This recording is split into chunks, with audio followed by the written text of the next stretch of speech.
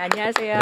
네. 제가 매불쇼 몇 번 출연도 안 했고 매불쇼 패널들이 저 조롱하고 공격하는데 바쁘던데 왜 여기를 그 쇼불쇼라고 부르는 겁니까? 정말 억울하실 것 같아요. 네. 네. 아유, 그렇게 또 인사를 해주시니까 요 얘기는 잠깐 좀 하면서 출발을 하겠습니다. 다 알고 계시네. 네, 진짜 아, 들었어요. 지난 내란 직후까지는 조국 후보가 매불쇼와 함께 했었습니다. 내란 직후까지. 그쵸, 내란 네. 전에 윤석열 정부와 싸울 때 함께 했었고 내란 직후 내란과 함께 싸울 때 함께 했었습니다. 네. 그러다가 대법 확정 판결이 나면서 이제 수감이 됐고요.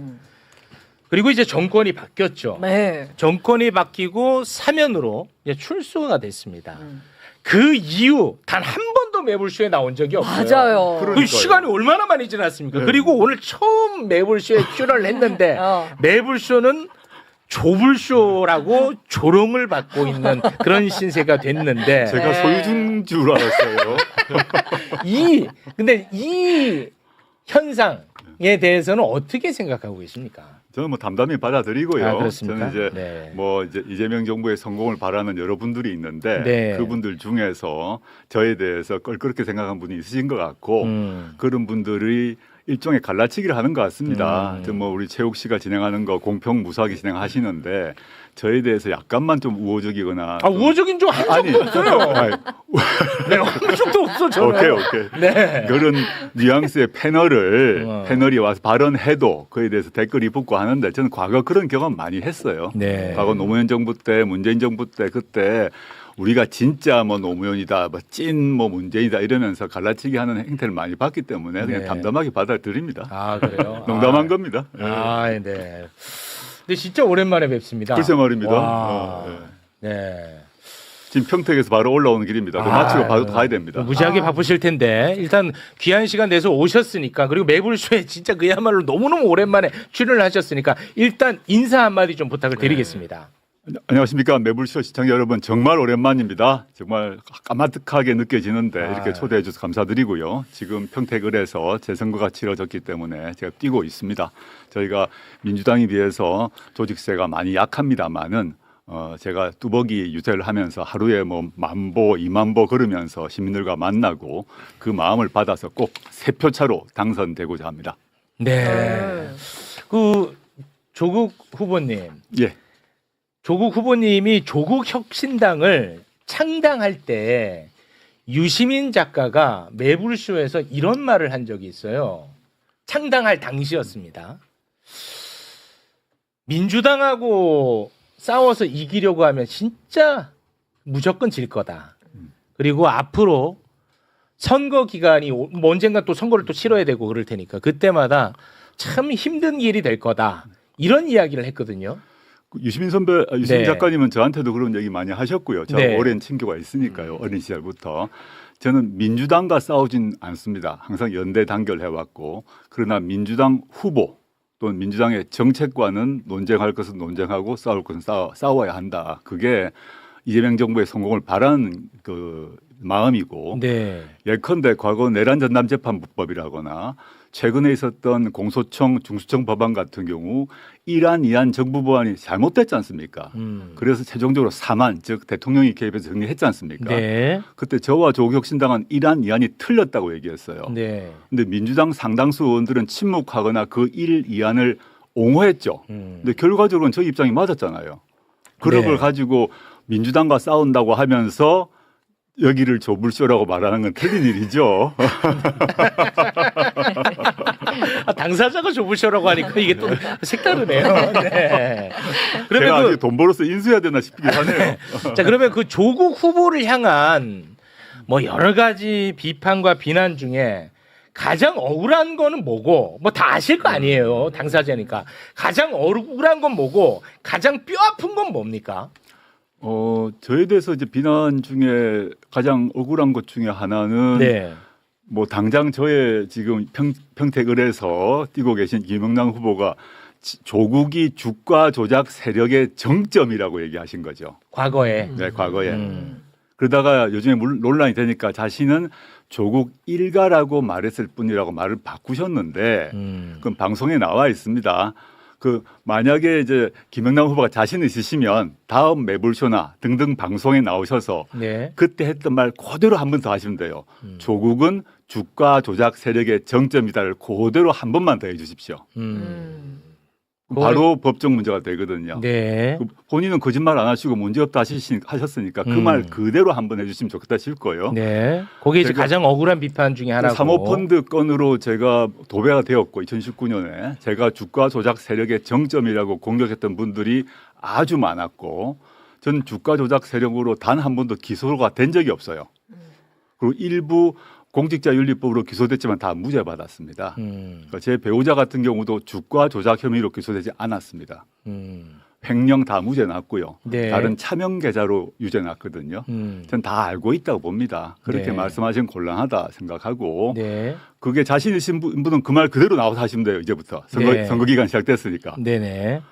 뭐 그게 좀 그러네요. 근데 그거 이미 저는 다 지나갔고 그 점 가지고 따따부터 하고 싶지 않습니다. 지금은. 네. 알겠습니다. 그럼 가장 뼈 아픈 비판은 뭐라고 생각하세요? 야, 저는- 이거는 진짜 솔직히 나 좀 아프다. 네, 제가 2019년 이후로 이제 언론에서도 비판을 했고 또 민주당에서도 요구를 해가지고 제가 시민언론 민들레가 세어보았는데 그 시점에서 한 12번 사과를 했더라고요. 근데 그 뒤로 제가 여러 번 더 했기 때문에 최소 15번쯤 사과를 한 것 같습니다.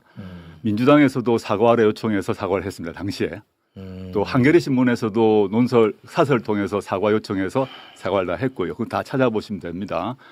저는 당시 그 시점에 제가 이제 교수로서 저희 그 자식에게 다른 당시 시점에 청소년들이 얻지 못한 각종 인턴십 기회, 제가 아는 사람 또는 뭐 저 직접 간접적 그런 걸 통해서 제공했다는 자체에 대해서 여러 번 사과를 한 바 있고 네. 그에 대해서 제가 항상 인정해갖고 또 사과하라면 또 사과할 것입니다. 저는 네. 공인이 된 이상 어떠한 검증도 회피해서는 안 된다고 생각합니다. 네. 지금도 여전히 저에 대해서 그 비난할 수 있다고 보고 네. 그에 대해서 질문하시면 저는 인정할 거 인정하고 사과할 것입니다. 네. 소위 말하는 그 뭐 내로남불 프레임과 네네. 관련한 네네. 부분에 대한 입장을 또 말씀하신 네네, 것 같습니다. 그렇습니다. 그거는 솔직히 가장 뼈아픈 비판이다. 그렇죠. 제 스스로 흠결이고 성찰해야 될 부분이고요. 물론 네. 법률적으로 따질 게 있긴 합니다. 근데 그 얘기를 제가 하고 싶지 않다. 네. 그 시점에 뭐 저는 직접 관련되지 않습니다. 뭐 저의 배우자의 표창장 문제에 대해서 여러 가지 문제를 할 수도 있지만 네네. 저는 그런 얘기는 하고 싶지 않다. 네. 일단 그 넓게 봐서 제가 한 16번 사과를 했고 앞으로도 그 점에 있어서는 사과를 할 생각이고요. 네. 근데 그 점을 가지고 다투어야 될 시기는 아니라고 보고 네. 지금부터는 정치인 조국의 비전과 정책을 가지고 논의를 하는 게 맞다고 봅니다. 네, 알겠습니다. 국힘 제로를 표방하고 있지 않습니까? 그런데 어찌됐든 간에 또 민주당의 김용남 후보와도 경쟁을 할 수밖에 없는 처지입니다. 이제 그래서 제가 좀 궁금한 질문이 하나가 있는데 민주당을 지지하는 분들의 뭐 많은 분들은 김용남 후보를 이제 지지를 할 테고 그런데 이제 반면에 국민의힘에 굉장히 비판적인 생각을 갖고 있는 분들, 국힘 제로에 그 동조하는 분들, 이분들은 조국 후보에게 표를 줘야 될지, 김용남 후보에게 표를 줘야 될지 굉장히 고심이 깊을 걸로 생각됩니다. 이런 분들에게 나 조국이어야만 하는 이유가 뭐라고 설명하시겠습니까? 저는 지금 그 민주당 의석이 상당히 많지 않습니까? 네. 민주당 당적을 가진 정치인 한 명을 국회에 넣는 것이 중요한지 안 그러면 조국이란 정치인을 국회에 다시 복귀시키는 게 중요한지 판단을 해봐야 된다고 생각합니다. 저는 김영남 의원 뭐 개인적으로 잘 알지 못하지만 훌륭한 분이라고 생각합니다. 그렇지만 제가 아까 저 스스로도 검증 받아야 되고 평가 받아야 되거든요. 네. 그걸 회피할 수는 없습니다. 근데 김영남 의원께서 이제 국민의힘 시절에 네. 저는 김 의원께서 국민의힘 계시다가 민주당 합류한 거 잘하신 일이라고 생각하고 박수 친다고 박수 칩니다. 네네. 근데 국민의힘 시절에 세월호 법안에 반대한 12명 중에 한 명이었어요. 그리고 세월호 특조위에 대해서 세금 낭비라고 했습니다. 이태원 참사의 원인은 광화문에서 용산으로 시위한 그 사람들 때문이라고 얘기했습니다. 그리고 백남기 농민 돌아가셨을 때 이게 불법 시위로 인한 그 지역적 사고로 말씀하셨어요. 이거는 민주당이 지금까지 이 세 사건에 대한 평가와 완전 반대입니다. 네. 저는 과거 국민의힘 시절에 그런 말씀 하신 게 분명하기 때문에 네. 그에 대해서는 공개 사과해야 된다고 보고요. 두 번째는 그건 과거라고 합시다.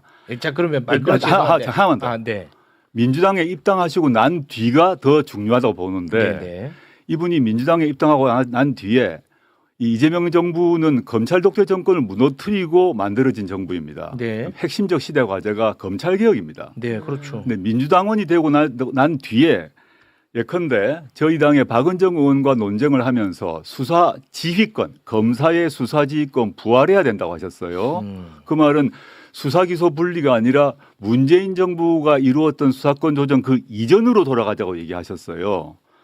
그 다음에 검사에게 보안수사권 문제 줄 것인가 큰 논쟁인데 이분은 보안수사권 주어야 한다고 얘기했습니다. 네. 세 번째 이제 검찰 개혁만 가지고 얘기하겠습니다. 네네. 세 번째 뭐냐면 최근에 아까 제가 말씀드렸던 공소청 법안, 중청 법안 1안, 2안, 3안 나와서 최종적으로 3안으로 되었고 저와 조국혁신당은 1안, 2안은 안 된다고 했지 않습니까? 이분은 정부 법안 즉 폐기되었던 1안, 2안이 옳다고 하셨어요.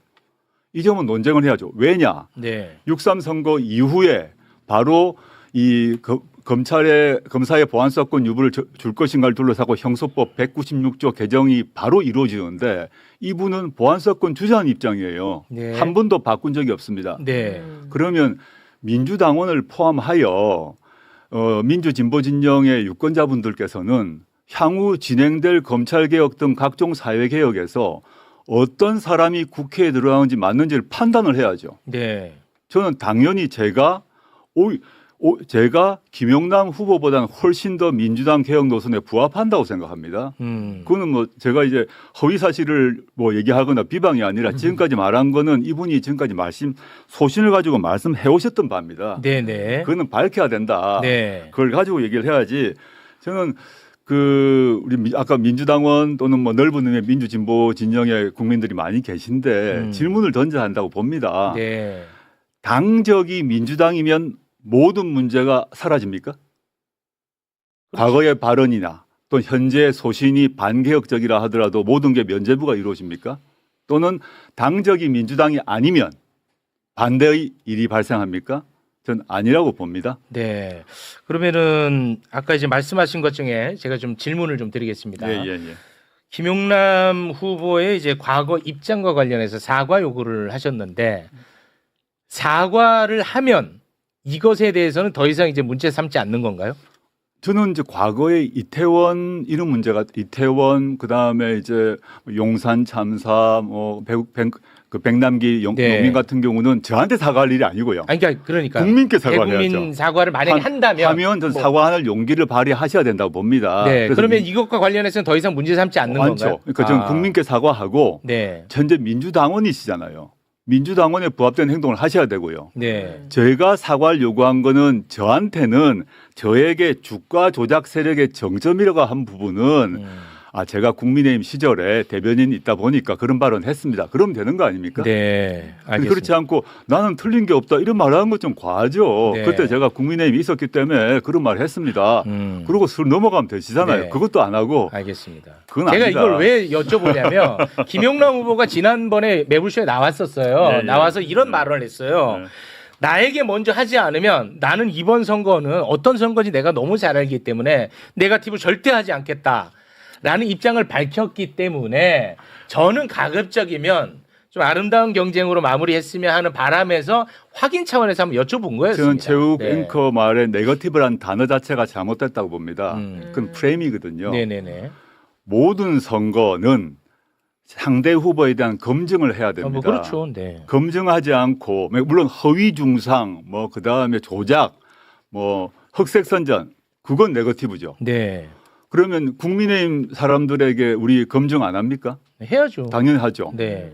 그러니까 허위 중상을 했다. 조국이가 살인범이다. 이렇게 하는 건 다른 문제죠. 그렇죠. 김용남이 어떤 성추행범이다. 그 정말 나쁜 짓이죠. 네네네. 공인으로서 자신이 했던 과거의 언행, 그 다음에 검찰개혁이나 각종 사회개혁 관련해서 자신의 비전과 정책에 대해서는 당연히 국민으로부터 검증받아야죠. 네. 저도 마찬가지입니다. 네네. 근데 그것을 네거티브라고 말하면서 검증을 네거티브라 말하는 것은 그 자체가 프레임이에요. 네, 알겠습니다. 특정한 이유가 있고 목적이 있는 프레임이죠. 네. 그건 동의를 좀 못합니다. 알겠습니다. 그건 이제 그렇게 정리하고 그리고 이제 지금 이제 검찰 개혁과 관련해서 보안 수사권에 대한 입장을 밝혀야 된다라고 네네. 말씀을 하셨습니다. 제가 알기로는 보안 수사권을 줘야 된다는 것으로 저는 알고 있거든요. 저도 관련해서 방송을 좀 많이 했기 때문에 네. 뭐 어제 갑자기 입장이 바뀌지 않는 이상 아마 거의 유지되고 있을 거라고 생각을 하거든요. 그런데 민주당 지금 현재 국회의원 중에서도 보안 수사권을 줘야 된다고 생각하는 사람들도 많이 있을 거 아닙니까? 계시죠, 소수지만. 그럴 수 있을 거 아닙니까? 네네네. 요거는 그러면 어떻게 판단을 해야 된다는 거예요? 저는 민주당의 성격이 일종의 연합 정권 같은 성격이 있기 때문에 네. 그 검찰 개혁 말고도 사회 경제적 개혁 관련해서 입장이 다른 분이 많습니다. 네. 그건 전제로 하고 있습니다. 그걸로 문제 삼는 게 아니고, 근데 여러 가지 정책에서 의견차가 강온 좌우가 있을 수밖에 없지요. 네. 그런데 검찰 개혁 문제는 그거와 성격이 다른 과제입니다. 우리가 윤석열 검찰 독재 정권이라고 규정하고 그 정권과 싸워서 무너뜨렸어요. 과거에 우리가 전두환 군사 독재 정권이라고 규정하고 싸워서 감옥 가서 무너뜨리고 난 뒤는 군사 독재가 완전히 일어날 수 없도록 발본색원 했거든요. 네. 우리가 독재란 말을 그냥 서비스 차원에서 립 서비스를 한 게 아닙니다. 검찰 독재 정권이었어요. 그럼 검찰 독재가 부활하지 않도록 하는 것은 시대적 과제고 모든 최상위의 과제입니다. 그 점에서 그 민주당 안에서도 보안 수사권을 인정해 주자고 말하신 분이 계신 걸로 알고 있으나 네. 대통령을 포함해서 공식적으로 말씀하신 것, 그 대통령의 국정과제 등에서는 분명하다고 보거든요. 그 점에서 저는 이제 뭐 매불쇼 자주 보지 못합니다만은 네. 최욱 앵커께서도 보안 수사권의 그 남용에 대한 예 여러 번 드신 거 제가 방송 본 적이 네, 있는데 맞습니다. 네. 이거는 논쟁의 문제가 아니라 팩트거든요. 그럼 이게 이런 보안 수사권을 저는 폐지를 하고 그냥 보안수사 요구권을 원칙으로 하고 매우 예외적인 범위 안에서 인정될 수 있는 부분이 사실 있습니다. 제가 법률가 출신으로 그렇게 접근을 해야 되는데 그런 의미에서 매우 극도로 제한적 범위 내에서 보안수사권을 인정하자라는 얘기가 아니라 보안수사권을 전면적으로 인정하자는 것이 김용남 후보의 의견입니다. 소신입니다. 그거는 네. 뭐 저의 주장이 아니라 네. 말씀하신 게 다 있기 때문에 게다가 심지어 수사 지휘권까지 부활하자고 하셨어요. 이거는 검찰 독재를 완전히 봉쇄하고 윤석열 같은 정치 검사들이 나타나지 못하도록 만들기 위해서는 필연적으로 해야 되는 제도적 1차 과제입니다. 이 점은 민주당에 몇 분 계시죠? 근데 그렇다고 해서 최근에는 민주당의 검찰 출신 의원님들, 예컨대 양부당 의원님 같은 경우도 내가 생각 잘못했다. 네. 이제는 없애야 된다 하시더라고요. 그렇게 네. 하시면 되잖아요. 알겠습니다. 네. 매불쇼를 자주 보지 않는다는 말씀은 굉장히 달콤하게 들렸습니다. 달콤해요. 아, 오늘 가장 큰 쾌거가 아닌가 그런 생각을 해봅니다. 지금 굉장히 그 과열되고 있는 상황에서 야, 함께하는 분들도 숨죽여서 보고 있네. 맞아요. 여기에 좁을 쇼가 아닌가. 요놈들도 아주 그렇게 보고 있는데. 제가 하나만 더 말씀드릴게요. 네네네. 최근에 가장 뜨거운 이슈가 공소 취소 아닙니까? 안 그래도 이따가 그 여쭤보려고 그래요. 말 나온 게 먼저 할게요. 네네네. 제가 사실은 민주당에서 공소취소 법안 이번에 특검 법안에 포함시켜서 제출을 했고 그걸 법안 자체는 아직 공개가 안 됐습니다. 그 의정 국회망에 안 떠 있는 상태인데 네네. 사실은 공소취소 문제를 제일 먼저 제기한 사람이 접니다. 네. 기록을 찾아보시면 작년 9월에 제일 제가 먼저 얘기했고 어. 민주당이 재판중지법 만든다 그럴 때 그거 안 된다. 재판중지법 안 되고 공소취소로 가야 된다 해가지고 그 후로 청와대에서 재판중지법 중단하라고 지시하고 재판중지법 접었어요 그때. 제가 이제 공소취소를 계속 주장해 왔어요. 네. 그런데 민주당도 지금 법안을 냈고 저는 물론 시기와 방법 경로는 법안은 좀 세밀하게 다듬어야 된다고 봅니다. 네네. 지금 언론 보도를 통해서 본 걸 봐서는 저로서는 이거 좀 다듬을 필요가 있겠다 생각을 하는데 그건 좀 뒤의 일이고 네네. 그냥 공소취소 필요성을 얘기했는데 공소취소 이 사안은 대장동 사건 아닙니까? 네. 지난번에 며칠도 안 됐죠.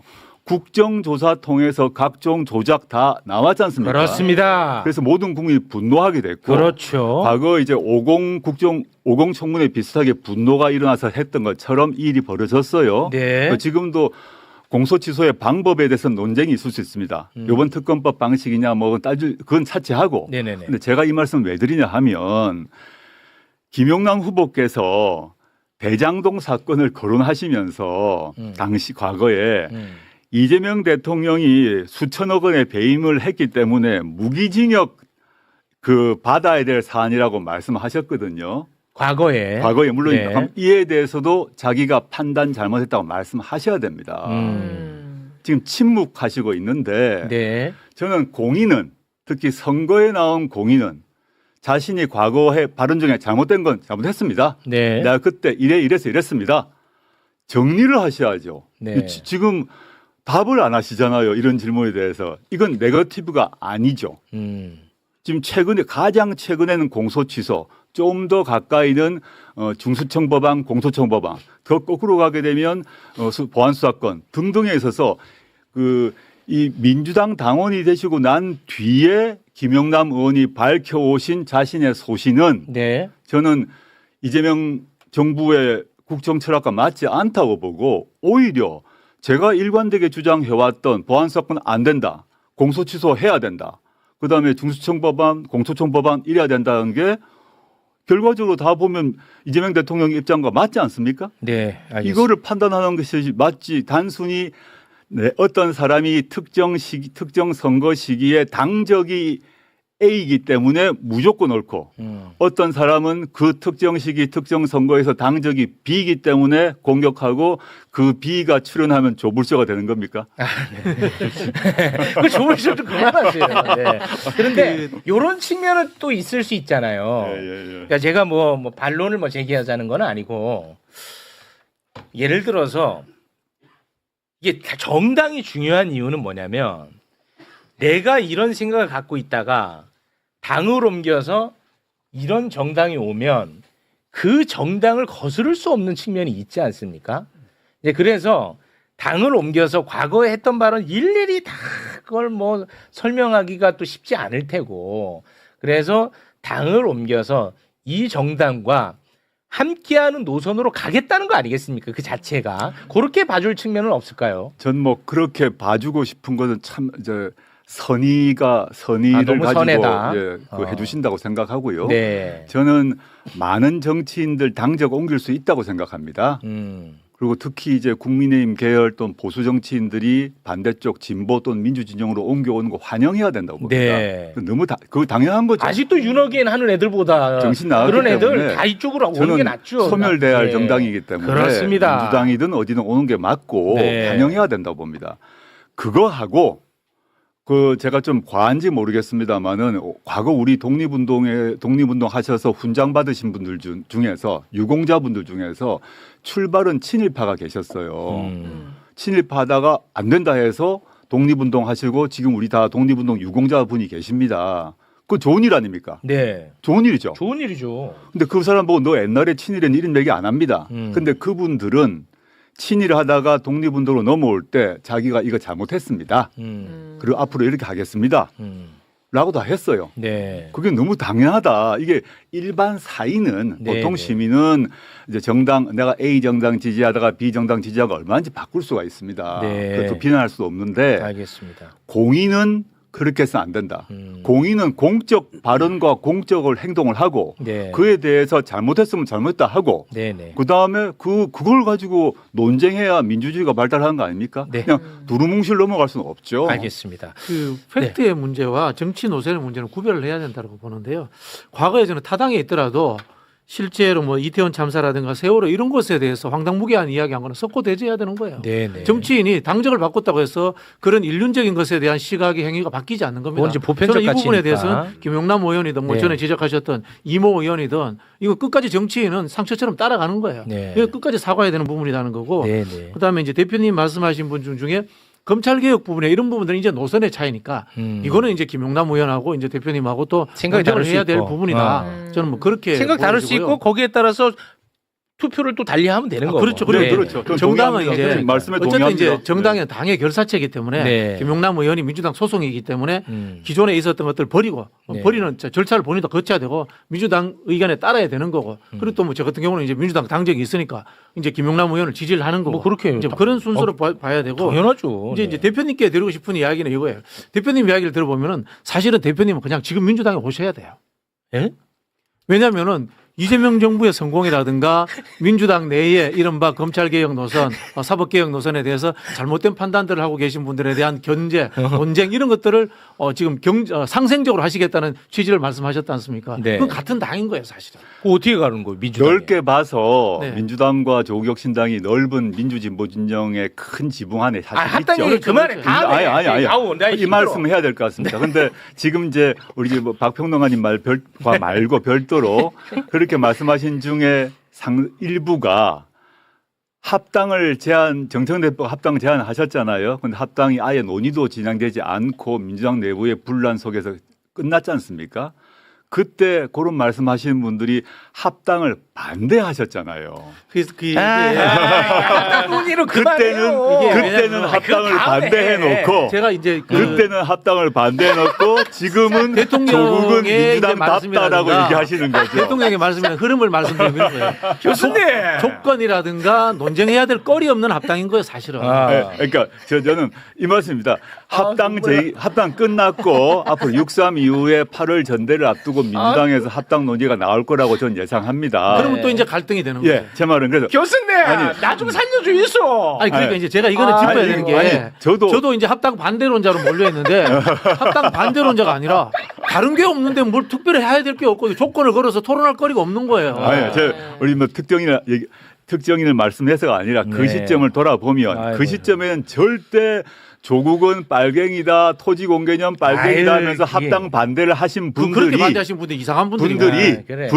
그땐 네. 그렇게 하셨어요. 있었죠. 그리고 저하고 정청래 저는 그런 분이 아니라는 이야기를 제가 압니다. 이야기 드리는 예. 거예요. 그렇게 하고 저하고 정청래 대표가 밀하겠다고 하셨어요. 네, 그래서 후보님. 합당을 못하게 했어요. 후보님. 해놓고 알았어요, 지금 후보님. 뭐라 그러냐면 후보님. 아니 왜 알았어요. 지금 후보님. 왜 같은 당인데 참. 그거는 말이 안 맞잖아. 후보님, 제가 아주 그냥 좀 사사롭게 하나 예. 좀 여쭤보고 싶은 게 있어요.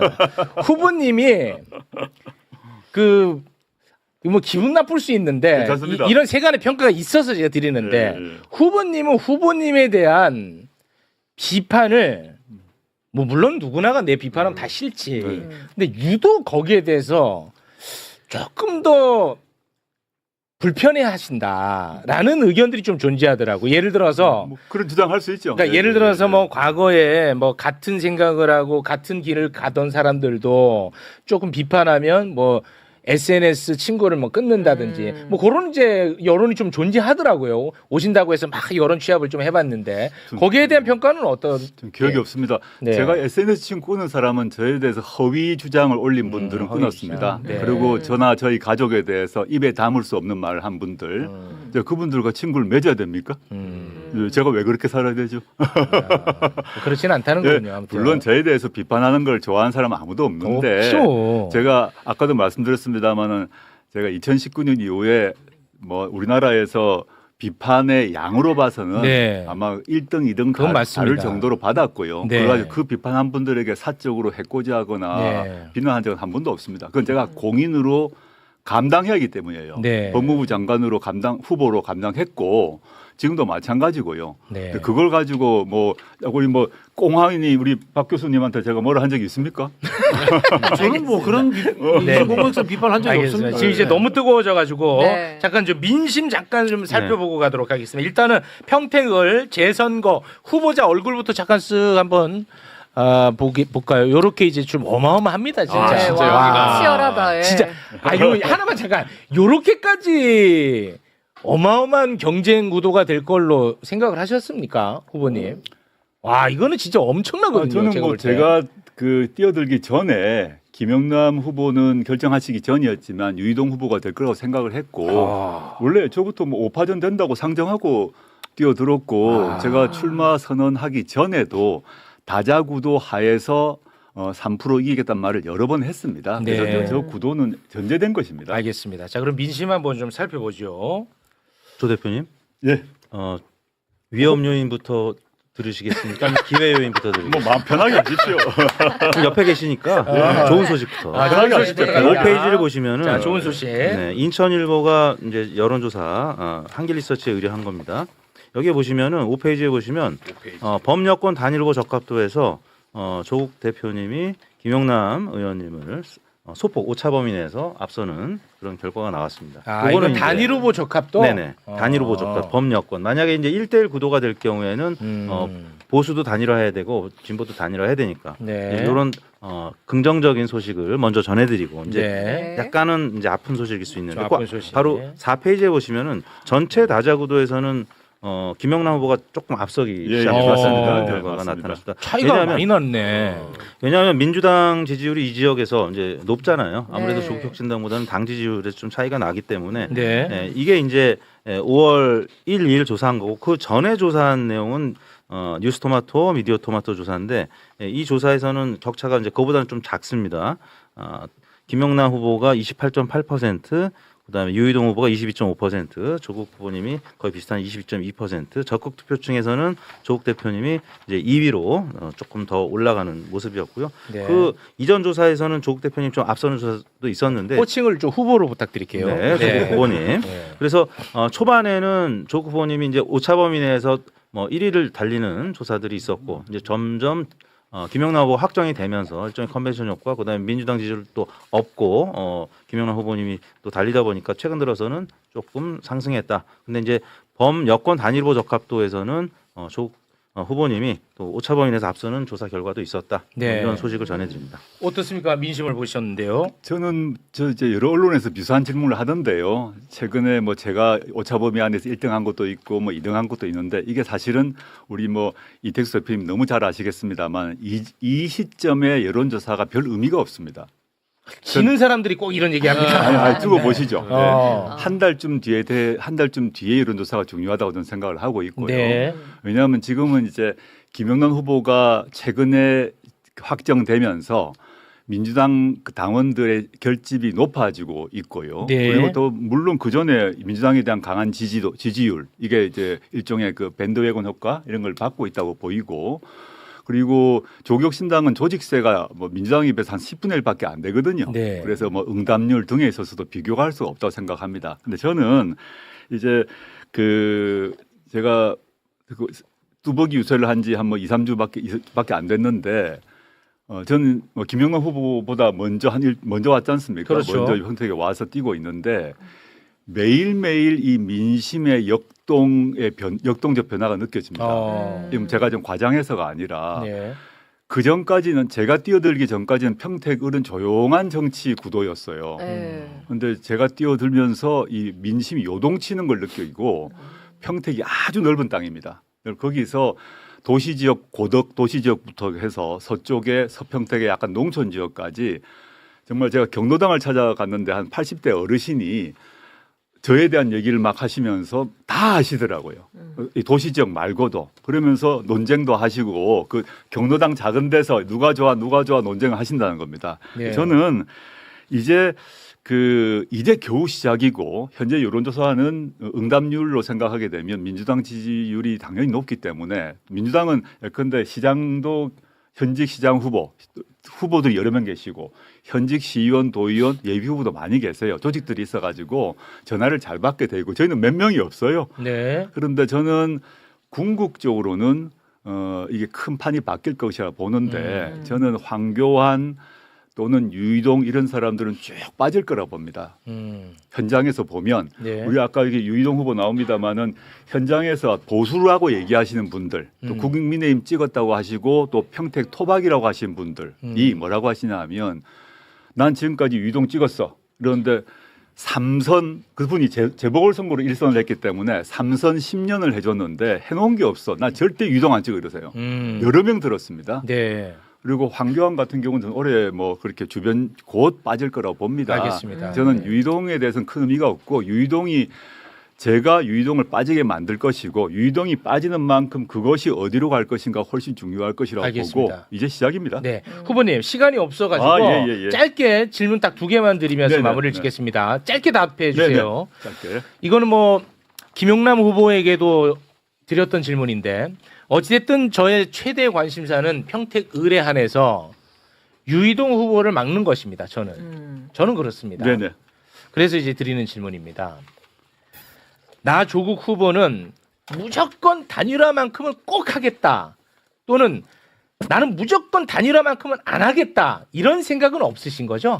경우에 따라서 할 수도 안 할 수도 있는 거죠. 그러니까 유이동 후보를 막을 수 있다면. 전 정치 영역에서 무조건 한다, 무조건 안 한다라는 건 없다고 생각하고요. 그렇죠. 네. 근데 지금 시점에서 단일화를 말하는 게 매우 공학적인 얘기라고 생각합니다. 네. 그거 단일화 문제는 지금 예컨대 저와 김영란 후보가 만나서 이렇게 뭐 서로 합의를 하고 룰을 짜고 이렇게 하는 것은 절대 이루어질 수도 없고 승리할 네. 수 없다고 생각하고요. 그러니까 지금 뭐 그런 요구도 없고요. 없고요. 네. 그리고 저는 평택 민심의 흐름, 그 흐름이 제일 중요하고 네. 그 흐름이 자연스럽게 한쪽으로 몰아가는 것을 저는 평택 시민들이 만들 거라고 봅니다. 알겠습니다. 네. 제일 중요한 질문 드리겠습니다. 평택에서 가장 하고 싶은 일 그리고 국회에서 가장 하고 싶은 일 각각 하나씩 하나씩요? 드리겠습니다. 제가 평택 공약으로 교통 공약을 1탄으로 내세웠습니다. 교통. 네, 교통입니다. 그게 왜 그냐 하면 제가 네. 기자회견 하기 뭐 하루 전날에 공부하진 않았을 거 아닙니까? 오랫동안 준비를 하지 않았겠습니까? 네. 평택 경우는 동평택이건 서평택이건 도시 쪽이건 농촌 쪽이건 모두 교통으로 고통받고 있습니다. 심각합니다. 그래요. 지금 취재원 기자들이 한일같이 하는 말이 저보고 하는 오늘도 그렇게 오늘 취재 인터뷰를 했는데 왜 조 대표께서 교통공장 냈는지 이제 알겠다 그래요.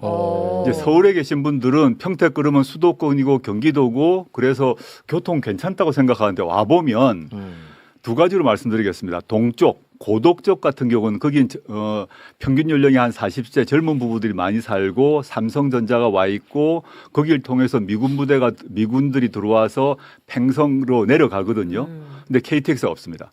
그래가지고 18년 동안 정부가 약속을 했어요. 미군 기지를 팽성해 주기로 약속을 하고 KTX도 주기로 약속을 했는데 18년간 약속을 안 지켰어요. 그래가지고 누가요? 정부가 그랬어요. 그 답을 몰라요. 서울에서는 저도 몰랐었죠. 공부하기 전에는. 네. 그래서 물론 거기에 이제 그 영등포에서 새마을을 타고 그 평택역으로 갈 수 있지만 그 매우 느리죠. 그래서 외부에서 바이어가 오거나 미군 관계자가 오거나 삼성전자 관계자가 오거나 할 때 그 차를 타고 오거나 안 그러면 평택역으로 와서 다시 택시 타고 한 40분 50분 가야 돼요. 네. 엄청난 불만이 있고 서평택 지역은 좀 농촌 지역인데 거기는 어떤 정도인가 하면 버스가 1시간에 한 대 옵니다. 이게 서울 분들은 버스 할 때 앱으로 시간 딱딱 맞춰 타시죠. 네. 1시간에 한 대 올 뿐만 아니라 그 시간을 놓치면 시간이 정확하지 않기 때문에 놓쳐버리면 1시간 반 동안 버스를 못 타요. 그래서 이 어르신들 같은 경우는 자기가 살고 있는 읍이나 면 바깥으로 못 나가는 상황을 호소하세요. 저는 이 교통 문제를 그래서 넓게는 동서를 막론하고 세종시에서 하고 있는 그 아주 고급 버스 시스템이 있습니다. 세종에서 이미 성공했기 때문에 그 네. 전체로 원형으로 돌리는 시스템을 만들어야겠다라는 걸 얘기를 하고 있고 동쪽은 KTX 경기 남부역을 꼭 만들겠다는 게 제 공약이고요. 네. 그다음에 이제 국회로 들어온다면 잠깐만요. 네. 네네. 이 시간이 없는데 그러면은 유이동 등 이 지역구 의원들은 뭐 한 겁니까? 아니 그러니까 그 안 했잖아요. 제 말이 그러니까 그겁니다. 이들은 못한 거를 조국은 어떻게 할 수 있는 거예요? 나는 그게 항상 궁금하더라고. 네. 아니 이렇게 중요하고 이렇게 원하는 것이 있으면 네. 내가 당선되기 위해서라도 할 것 같은데 네. 왜 그들이 못하던 거를 조국은 어떻게 할 수 있는 거예요? 일단 할 수 있다고 생각하고요. 제가 구체적인 계획은 밝혔는데 알겠어요? 일단 유이동 후보는 제가 조사한 바에 따르면 네. KTX건 제가 말한 그 세종시 시스템의 광역버스 체제든 간에 평택의 교통 문제에 대해서 본회의 상임위 등의 질문을 한 바가 없습니다. 우선순위가 밀려 있다고 질문 자체를 부서 대상으로 질문을 하지 않았어요. 그래요? 관심이 없으세요. 관심이 없었다. 그리고 계획 같은 경우는 제가 아마 최초로 할 수 있을 것 같은데 지금까지 국토부와 LH 평택시가 서로에게 핑퐁을 해서 미뤄왔습니다. 저는 협의체를 만들어서 공동 책임지도록 하는 방식으로 할 생각이고 네, 알겠습니다. 예, 그다음에 대한민국으로 넘어가게 되면 국회에서 예, 국회로서 당장 해야 될 일은 6.3 선거 이후 바로 문제가 될 게 형사소송법 검찰소송법 개정입니다. 196조. 검찰개혁. 검사의 보안수사권을 줄 것인가 말 것인가 준다면 어느 범위에서 줄 것인가 문제가 매우 중요하고 이 문제는 경론이 일어날 수밖에 없습니다. 네. 저는 확고한 입장이 있습니다. 네. 저는 이제 뭐 국민의힘을 얘기할 필요가 없고요. 민주당 내에서도 입장이 이제 갈릴 것이거나 침묵하실 것인데 전 이 문제를 하지 않으면 저는 이재명 정부의 성공 정권 재창출 문제도 만만치 않다고 보기 때문에 확고하게 할 생각이고요. 네. 그다음에 사회 경제적으로는 제가 창당을 하면서 저의 기치 중에 하나로 내세웠던 게 신토지 공개념, 그 사회권 강화, 그다음에 주택 문제와 관련해 가지고 그 이제 고품질 공공 임대주택을 대거 짓는 것 이런 정책이 있습니다. 이건 좀 너무 전문 영역 같아서 나중에 당선되면 여기 와서 말씀드리고 싶습니다. 네, 네. 알겠습니다. 자, 그러면 뭐 이 정도 선에서 좀 마무리를 짓고 하는데 혹시 뭐 궁금한 거 있어요? 아니요, 다 들었습니다. 다 들었어요? 네. 지난번에 김용남 후보도 나왔고 네. 오늘 이제 조국 후보가 또 나왔습니다. 두 후보가 또 매불쇼에 노크를 한다면 또 한 분을 모시면 한 분 또 모실 수밖에 그렇죠. 없어요. 예. 예, 그럴 수밖에 없지 않습니까? 양자 토론해 주시죠. 아, 그것도 좋고요. 네. 그때는 두 분에게 다 불편한 질문을 하도록 하겠습니다. 네. 네.